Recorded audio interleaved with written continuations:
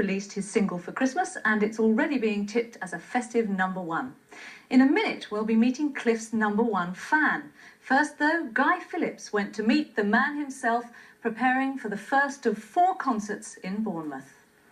They still call him the Peter Pan of pop, even though he's notched up 30 years in the music business. Many fans who weren't even born when he started his career, along with his die-hard followers, were at Two Counties Radio in Bournemouth today to see him. In 30 years, you're bound to pick people up who, for instance, who maybe only got into my music 10 years ago. Dare I say, some people only 5 years ago. Every now and then, of course, because my audience, particularly in the early days, and probably even today, is predominantly female, when the female gets married, they drag their husband along, and husband gets really surprised that me and my band are loud and raucous and really rock and roll. I still feel there's a whole audience out there of people who'd say we'd never go to a Cliff Richard concert.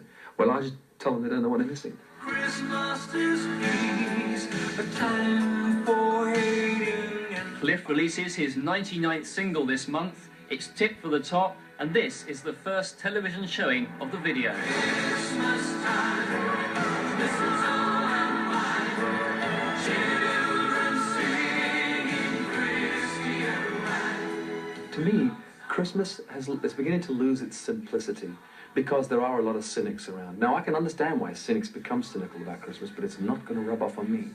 I know what Christmas is about.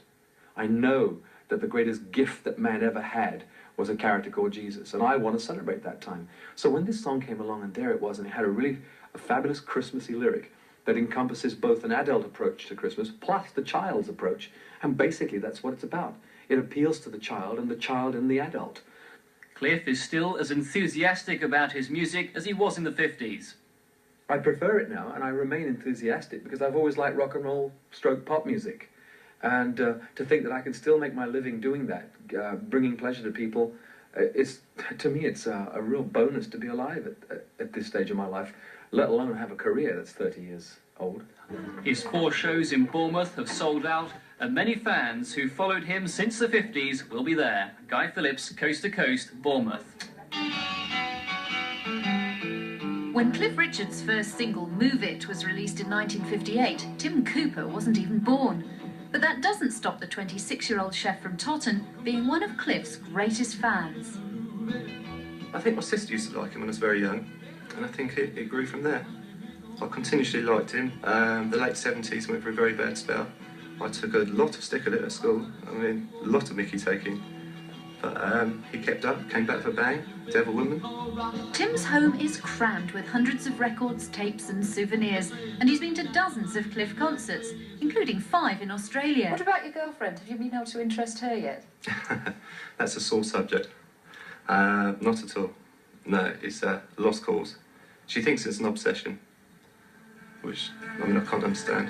The young ones, down with the young ones.